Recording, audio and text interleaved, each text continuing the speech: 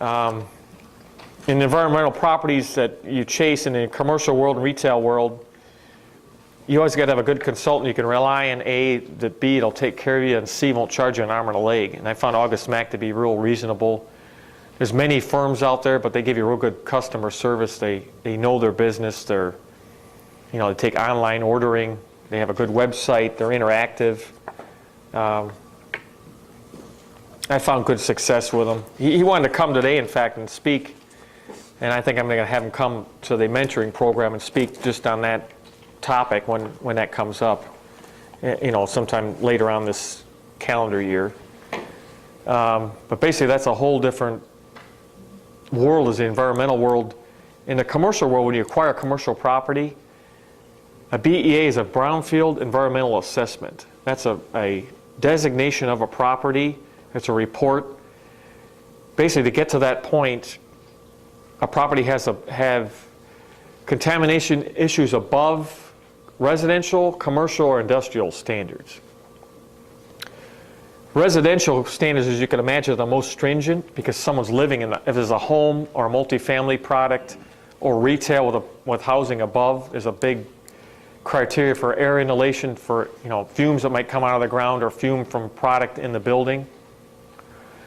When you get to the commercial world, there's commercial tenants that cause these kind of problems. The biggest headache for a landlord, honestly, in the retail world is the dry cleaning business. They use a product on their dry cleaning of clothes. It's a real hazardous substance. It's needed to clean clothes and to press clothes and to process commercial, cleaning of drapes and etc. But it's a hazardous product. There's new products they use today in 2006, but in the past, this older product was used and it was cared for sloppily. It wasn't contained well. They didn't have collection services for it. So a lot of it got spilled on these properties, or it might rain in the parking lot or into the landscaping on the property. So when you buy a retail property, you have to make sure there's a brownfield. There's not a brownfield issue. If there is, there's ways to deal with it. And again, the consultants get involved in it, but basically there's a phase one is done, and it's typically $2,000. I can give you the different price ranges for different kinds of environmental reports that you're going to have done when you get in the commercial world. Phase one is usually $2,000 to $2,500. All it does is really a history search of what the property was used for in the past, or for the last 100 years, whether it was farmland or industrial property or housing. It's amazing to see what property's been used for over the years.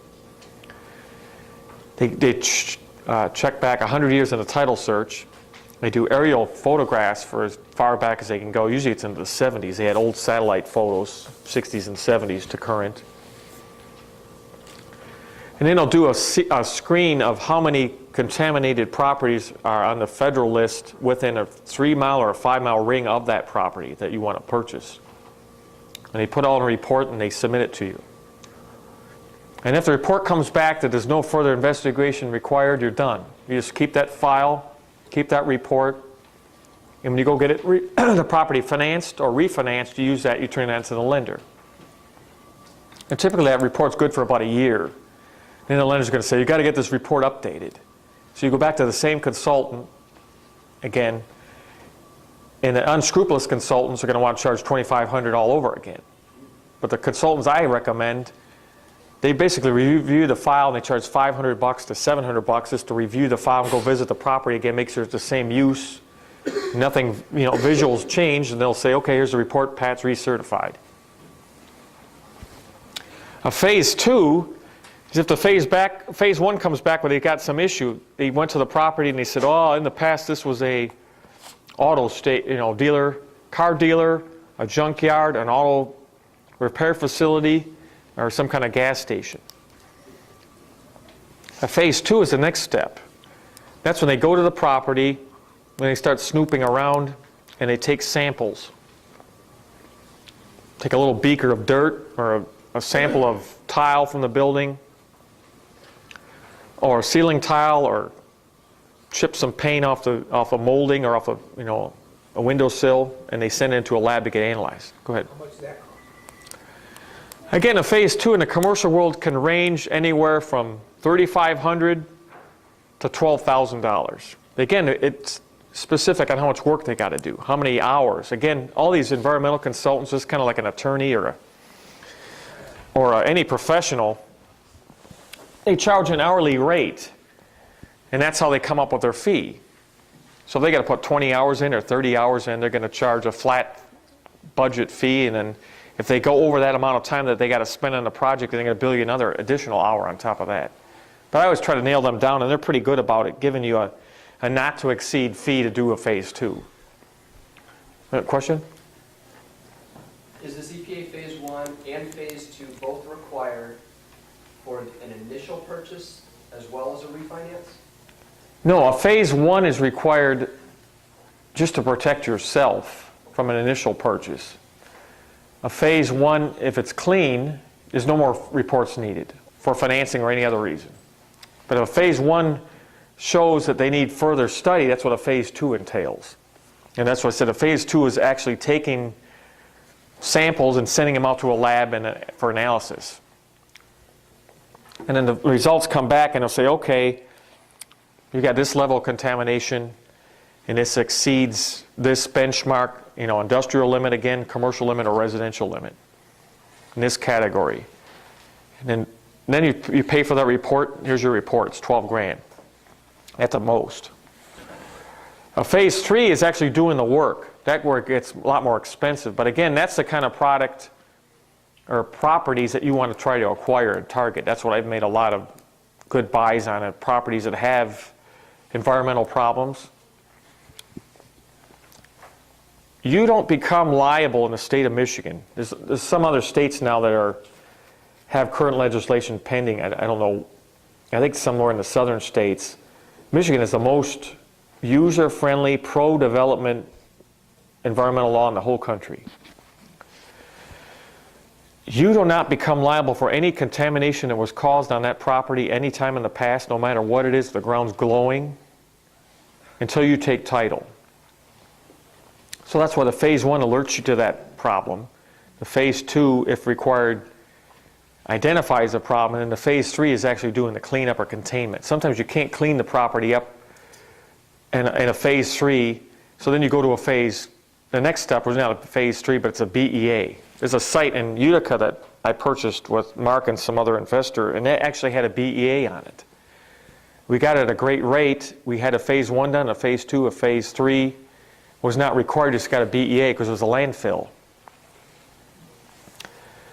So now we're selling the property it's under contract to sell to a developer to redevelop it for a bunch of expensive and inexpensive housing. It's a big development, 28 acres of land. But honestly, the BEA, no matter what was caused in the past, the BEA all the way through, this was back in '96 that we had the BEA done. We had the first BEA, I think, in fact, in a landfill in the whole state of Michigan done. And all the way through, it cost us 12 grand. But it's an insurance policy. It's bulletproof. You send it to the state of Michigan. They review it, the DEQ, and they send it back with letters acknowledging they got it and saying you are exempt from any liability, no matter what's found under the ground.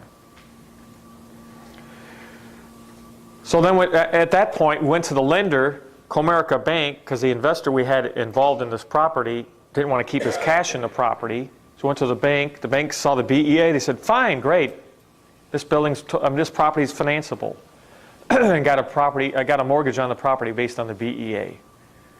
So I said it's got teeth in it both ways. It protects you, but also it protects the lender, so they're comfortable with it. It passes their muster, and they'll actually give you money on a property that has an environmental problem. Yes, question? Now, because this was a commercial loan, they weren't looking at your credit or your partner's credit or anything like that. They were looking at how the property could cash flow. Well, this is raw property. It doesn't cash flow.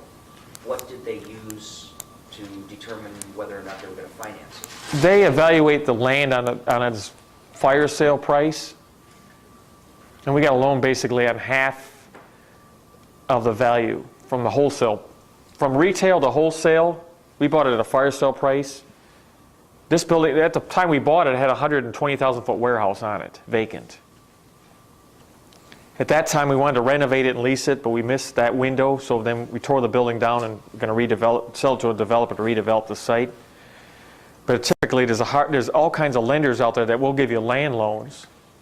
But the investor has to have a strong enough credit profile to give them a land loan. They'll finance land. You can get 50% to 60% loan to value on just raw land, in Michigan.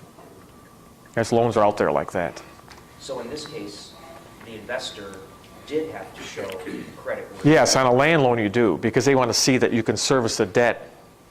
The interest, it's an interest-only loan, no principal, interest-only loan to buy this dirt. My point is, on the environmental side, the more contamination problems, the better, because most sellers don't know how to deal with it, they don't want to face it, and there's a very few people that will tackle a property that has environmental problems. They run away from, got environmental, I don't want it. Go find something that doesn't have a problem. So that's how you buy good value too. Again, a phase one is usually, most of the property that you find, the normal property, I guess that's already occupied, retail property has, you get a phase one done, you're done. Or sometimes you can negotiate where the seller that's selling you the property, you let them pay for phase one. You pick the consultant you want to use, you have them pay for it. Phase one comes back, it's fine. They can own the report. You get a copy of it, it's theirs, because they still own the property. At that point, you still don't have it under, still haven't taken title. So it's their benefit to have the report. So whether you go through with the purchase or not. A phase two, again, if the seller has a property, the phase one comes back that further study is needed, you go into a phase two. Again, it's all negotiation, but you can sometimes get the seller to pay for the phase two. Again, it's in his best interest to know what the problem is and how to deal with it. I've never had a property that I've been involved with where the seller paid for the phase three. Usually at that point, when they get to a phase two, they just start, sweating, because they don't have any protection from liability, because they didn't put a BEA in place. They have an environmental problem they never thought about, they didn't care about, but they're automatically in a chain of liability. And you're coming in as an innocent purchaser, you're not liable. So this property is right now, there's a property in Romulus I'm chasing for a client. It's an industrial building in Romulus. The bank took it back. It had a phase one and phase two on it. The bank wasn't aware it had some other issues that the previous owner caused on the property. The bank had to go do a BEA. It's got a toxic fume, it's like an inhalation exposure coming out of the building. It's a 60,000 square foot warehouse right near the airport. So the bank thought it was worth $1.8 million. Now they're at $900,000. And I told my client to go in and offer somewhere in the $300,000 range. Now the bank has no choice. Again, the bank's liable. The guy that caused the contamination is liable, but the purchaser, my client that's buying it, has no liability. Because the BEA has already been done, sent to the state and approved on the bank's behalf now. But the bank's in the chain of command. They're liable for it. They're liable for that environmental issue anywhere down the road in the future, with no limitation. My client's going to hire the consultant I talked to him about, going to the tour next Tuesday of the building. He's going to get the BEA and review it. You go FOIA it, called the Freedom of Information Act. Anything that the state has on record of any property in Michigan, you can FOIA it. It costs $50. A Freedom of Information, FOIA for short. In other words, there's nothing they can hide from you. People might say, I can't show you that file. Baloney. Under the federal act, they have to show you the file. You got to pay for it, but there's nothing they can hide from you. Any public recorded report has got to be turned over to you. They can charge you $1 a page. So what? The report probably costs them $15,000, $20,000. Who cares if you got to pay $50 in copying fees for the report? So you get the report, you take it to the consultant that you have. As I said, we'll talk about the consultants in a lot more in depth. They review the report. They can take that report and file a BEA on your behalf once you agree on a price. The day you close, you have 45 days to file your own BEA. So you close Monday, May 1st to be Monday. You have 45 days from that day, not business days, but calendar days, to file your own BEA. You take the existing BEA, You send it to your consultant, he reviews it.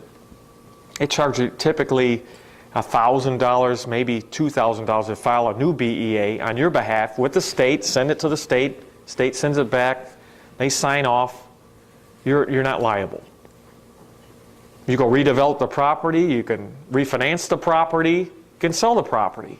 So the new buyer, you take title to it. This is an incredible thing you can do with environmental property. This property here in Romulus is an example. If the bank comes down to 200 grand where I want them to be, this is Fifth Third Bank that owns it. They took the property back, they had $1.4 million of debt in it, so they wrote that off. The roof's got a problem.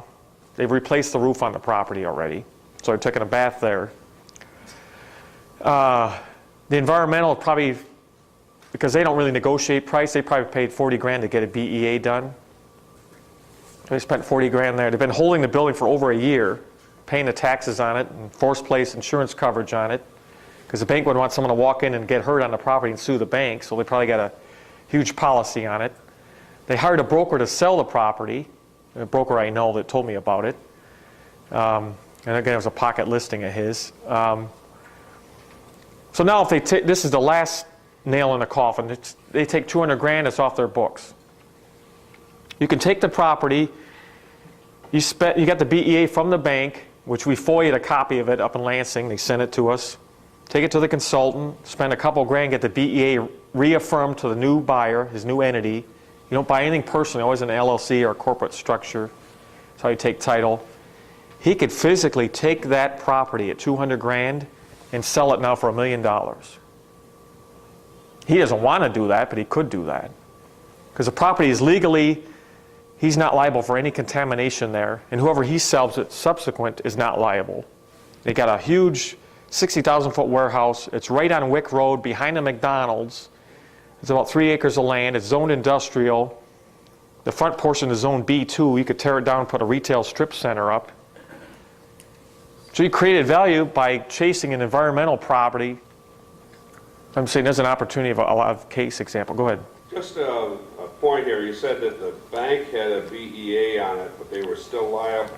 Well, they had it done subsequently. They went into chain of title. When they put money on the property, they had a phase 1 done on it. It was clean at that time.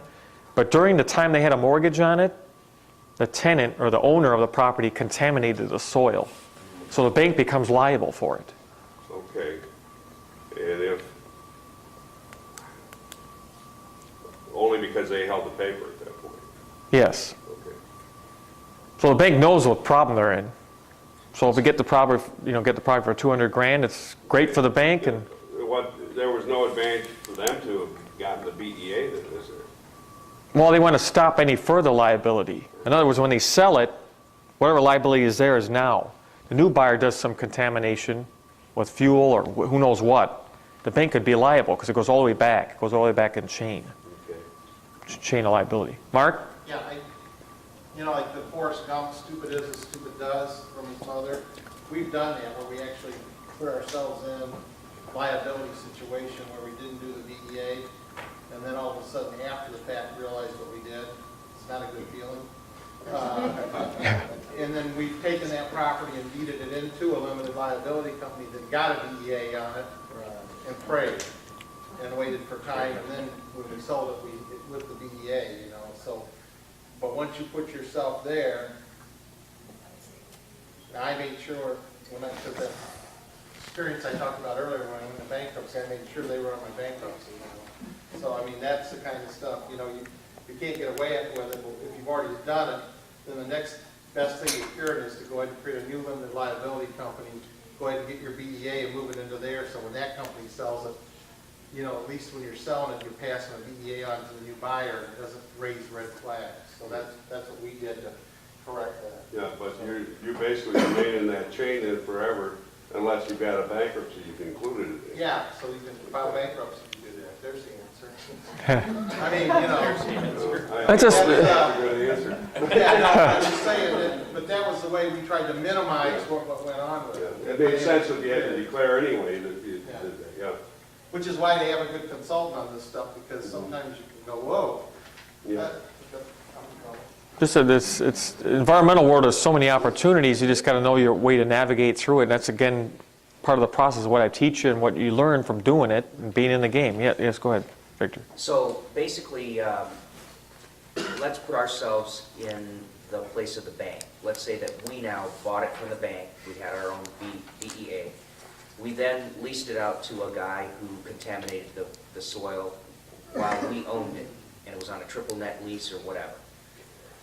We're now liable for the environmental problem that this guy caused. No, again, the leases I use exonerate the landlord from that issue. You have insurance for a spill, I guess you call it, but you also put language in the lease itself that the tenant takes on all responsibility for any contamination they cause. The landlord's held harmless. Again, that's the documents I talked about. There's ways to deal with it. You just got to know how to deal with it. There's always tools there to protect yourself. And obviously, the bank did not have that same type of agreement with the guy. No, the bank doesn't. They took it as a financing capacity. They weren't a landlord. They just took the property back without doing their homework. But banks are just people too. But they just make mistakes. So what? They just, well, we got to pay for it. Go ahead. What should the bank have done to protect themselves? What the bank should have done to protect themselves? They should have tested the soils first, all the environmental issues first before they took it back from the owner. Gotcha. Go ahead, Tim. So assuming your client buys this property, will he be responsible for doing the phase 3 cleanup or containment? No. No, he just has a BEA affirmed on the property. Whatever's in the ground is in the ground. He'll just sell it with the BEA in place. In other words, there's another thing called due care. As I said, I don't want to get too deep into the environmental world, but there's another thing called due care. If there's some real large issues staring you in the face before you can occupy the property, it's called due care. You got to make sure the building's well ventilated, and there's another whole table of information that you have to follow through. But again, the environmental consultant gets into that for you. That's another product. If there's oil, like there's gasoline or oil standing in the parking lot, that's something you obviously got to treat right away. But there's other issues that they monitor and they tell you that you've got to treat. That's called due care. But usually, when you have a BEA, there's no further work done on your behalf. As a seller? As a seller or as a purchaser. You just go about using the building. Go ahead, Mark. So what makes Michigan great is that law's limited to our state. So like what he's talking about. So like I had a bank in St. Louis, Missouri. I was chasing a commercial property. They had on the market for $30,000, but then it was condemned and there was oil drums and that. Scared them to death. And what they did was they gave me the building for $1. But they weren't familiar with Michigan law. So do you see how if you had a lender from out of state owning something in the state of Michigan that wasn't familiar with Michigan law, how you could walk into something, and all you got to do to get your BEAs, you got to have it done within 90 days from the acquisition. 45 days from acquisition. But it's not hard to do. It's just getting a report filed. The consultants know how to do it, and they file it with the state. They get it time state damped, and it comes back date stamped. Okay, go ahead. Let me show your environmental consultant is areas of emissions insurance. I have $100,000 story to share about that. So just make sure that they're insured because when they make a loose, you're not the one that needs the loose. Errors and emission insurance, Bob? Yeah, because we hired, if we bought a building, we had it phase 1, it was all blessed and clean. Right. You know, we bought it right, and we were gonna, buy, sell, and flip. We did, and we found someone else to buy it, and they brought up their environment engineer to check it out. This little engineer found this little house on, the cement pad, and started digging engineering. I said, what's this stuff? That wasn't Okay. that wasn't Michigan Avenue property. No, then the backhoe showed up, and then they went digging, and when we got done, they found a bunch of stuff that had to be hauled away at so much yard, and it approved landfill was $100,000, and the other environmental engineer says, sorry, Susan, I'm not state. Okay. What kind of insurance is that again? Errors and omissions.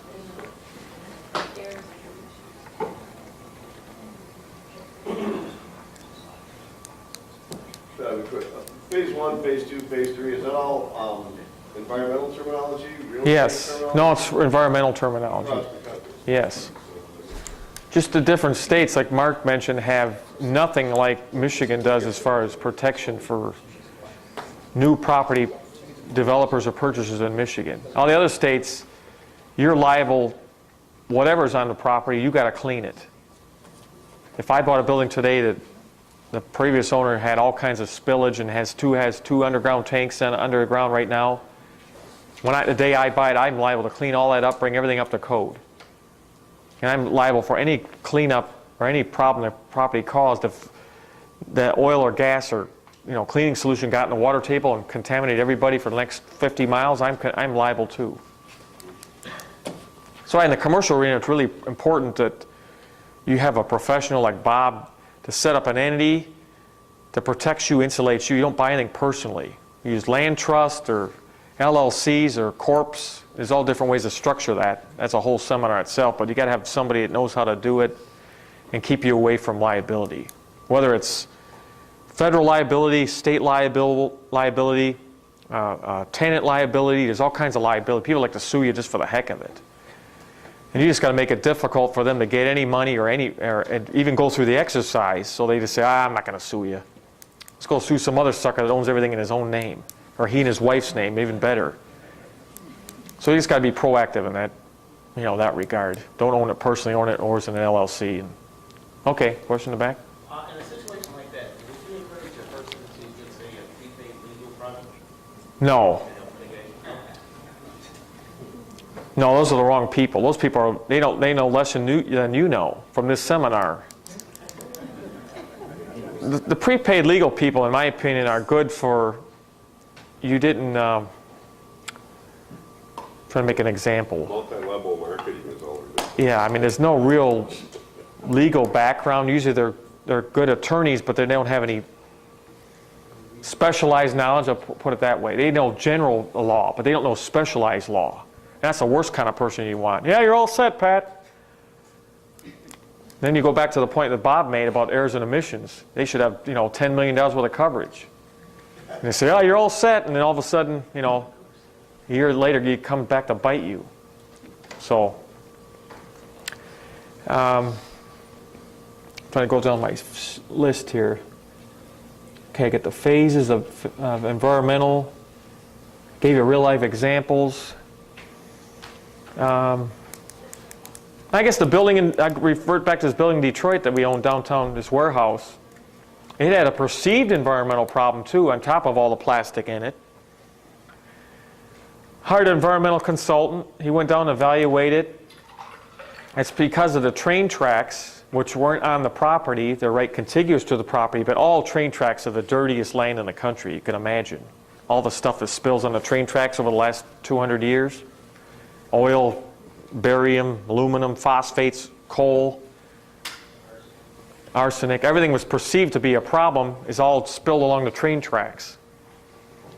So when we got the building financed, or tried to get it financed through Comerica, we never did, we still have a private mortgage on it.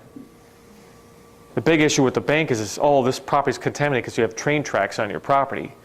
So we went and got a survey done in the property line. The train tracks are on public land. They're not on private land. So therefore, the environmental issue is not a problem. The bank got us all wired up. Oh, you got a big cleanup. You got to clean up. Those are your private tracks, and you're liable for it. Again, in today's world, most banks are real leery about it, and they're going to try to make you spend money you don't have to spend, because it's not their money, it's your money. They're going to say, go hire this consultant. Here's an approved list of consultants that we want you to use. And all their minimum fees they charge are 10 grand just to talk to them.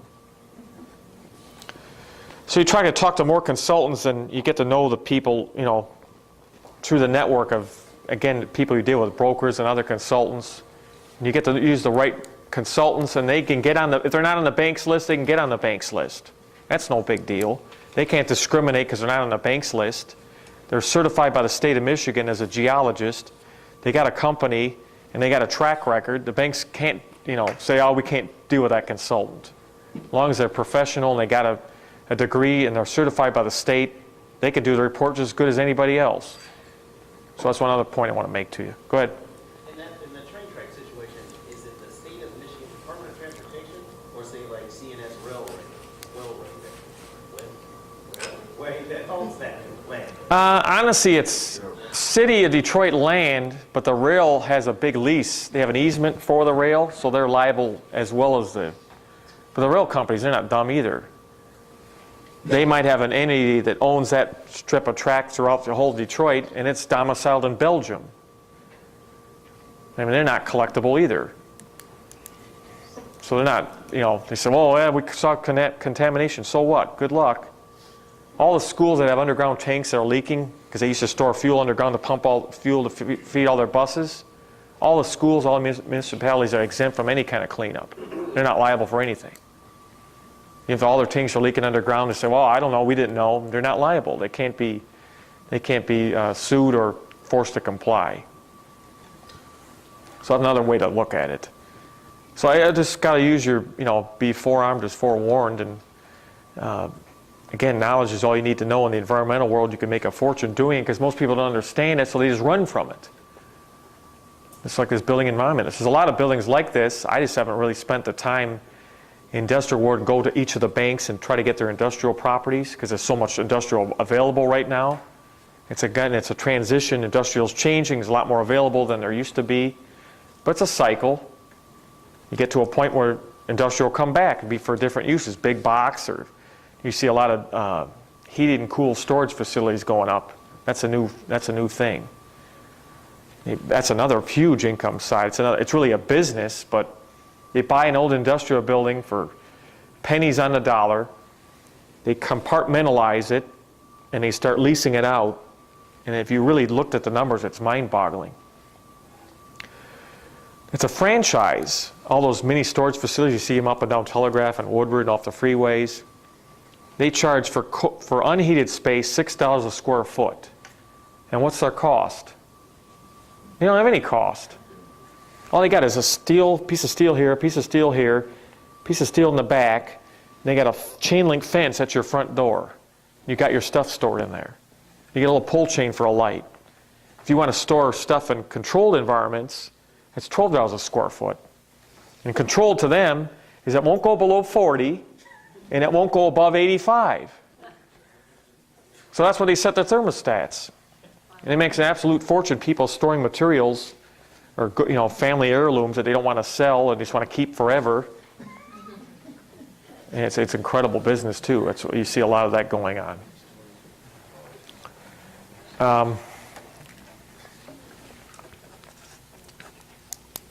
I guess the next thing we're going to have Janik hand out is the 1031 information.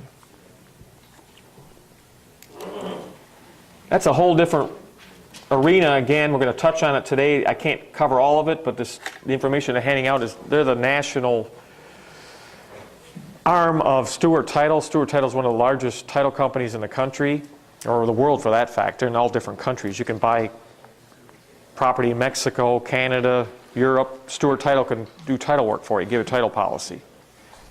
They form their own division. It's a qualified intermediary, QI is a short for it. Basically, they hold the money when you sell a property. When you sell a property, you can't touch the property in 1031. It's a part of the tax code. You can't touch the money. You have to have a QI hold the money. They put in an account. You don't get any interest on that money. And they hold it for up to 6 months or 180 days because that's when you have to deploy that money. And you can imagine, Stewart's one of the biggest QIs in the country. At any one time, they're holding approximately $8 to $10 billion. And they get interest on the money. So that's why they want their business. And the cost of 1031's come down dramatically. It used to be thousands and thousands of dollars. Now it's basically, an ordinary 1031 is $350. That's all they charge. They handle the dollars. Basically, they go to the closing. When the money hits the table, it goes in their account. That's to sum it up simply. They sit on that money. You go find another property. You have to identify at least 3, but no more than 6. You got to identify within 45 days of selling your property, putting your property under contract. And then you have 180 days to identify one, and you tell them where to put the money, how to transfer it. They're just a holding company, but they're not. There's no regulation. They're not licensed. That's why I recommend API, because they're so big and so well-known, there's no regulation. All the QIs aren't regulated. Some are crooks, some aren't crooks. There's no rules and regulations governing them. So that's why I like API, because they're, one of the biggest title companies is their parent company. Question? So you said you can roll it from anywhere from 3 to 6 different properties that you're... No, you have to identify a minimum of 3, but no more than 6 properties that you want to trade your money into. You can only close on 1, but you can go on all 6. In 1031's eyes, it could be residential. You could have a house, but you had a second home. It used to be taboo in the IRS's eyes again, till recently. You have a house here in Livonia. You have a second home that you own up in Traverse City. It's near the water or whatever, a booming part of Traverse City or Gaylord. And for years they said that second house qualified as a second house deduction on interest.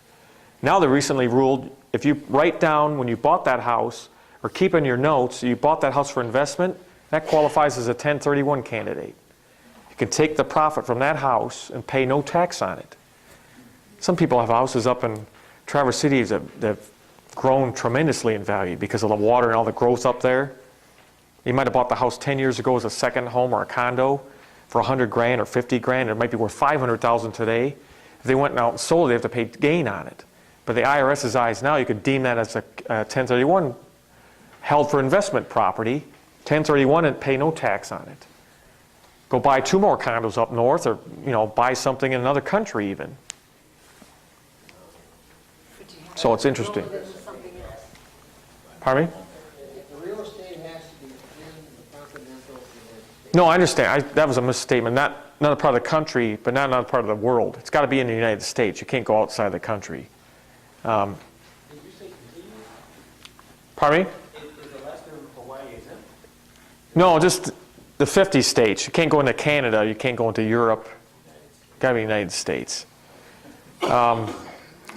But also they widened the scope too, the IRS under this 1031 ruling, that real estate is not defined as real estate that you owned. Say you're in an apartment complex. You could trade it into a mobile home park, vacant land, a mini storage facility.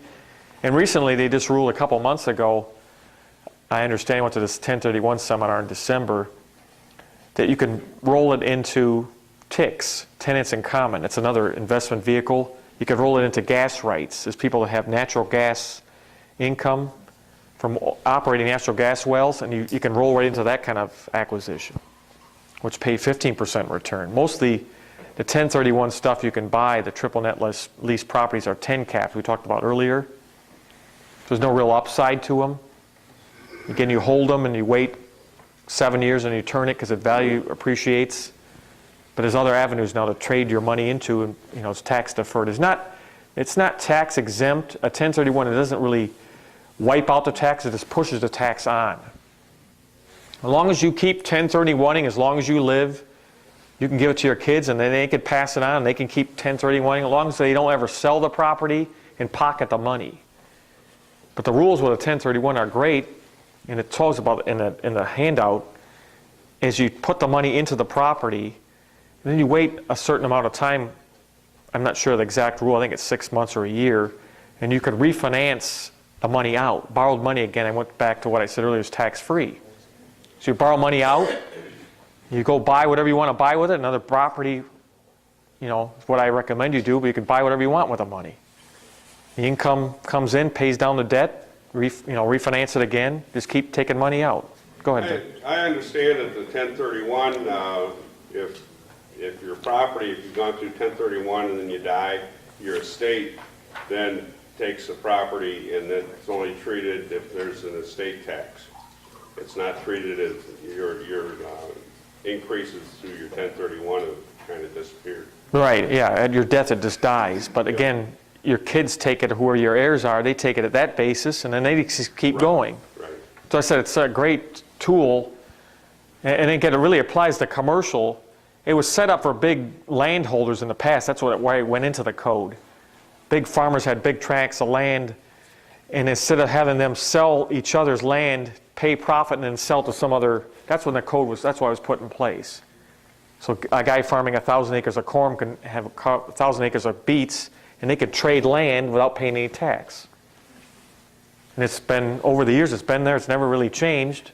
They just keep making it, really, they keep making it better, because they keep widening the latitude of what applies. What did you say TIC stands for, please? Tenants in common, there's different interests. That's a big booming industry over the last 3 or 4 years. It's in the 1031 world, but TICs. If you can't buy a whole property, you could buy a tenants in common. It's not real estate broker based, it's a securities, really. It's a securities license to sell a TIC. I can't get involved in it. I can't even get paid a commission or anything, but there's companies that sell TICs. They're licensed security brokers, and they sell a fractional interest in a property. Say there's a Walgreens, In undivided and. right, or a shopping center. You know, there's I guess one of the biggest ones, a shopping center in California. They sell a fractional interest of $50,000 or $100,000 ownership, and you're in ownership of that shopping center. So you get the fractional income of it, tax deduction, and appreciation of it. And every 7 years, the only problem with it, I don't think it's really a problem, but the only problem with it, every 7 years, typically they sell out. That shopping center get to a certain level of income, over 7 years appreciates in value. You're basically go with the flow. The whole group, the whole TIC, the whole tenants in common group sells out of that product and goes into another project. So all the way you're getting tax deduction on the income, you're getting an income stream, you get a current, income stream. There's national companies that's all they do. I mentioned earlier in the seminar, there's companies, there's one out of Florida, credit lease, and that's all they do is they buy land and negotiate a deal with a national tenant like Motorola or Toro, and they build them a multi-million dollar facility, lease it to them for a long-term lease, and then they sell it to the TIC market. So they get automatic, their cost is X, they got an income stream of Y coming in, they make a huge profit, they sell that product. People are just fighting over buying it. Yes? So is that similar to like owning shares of a REIT?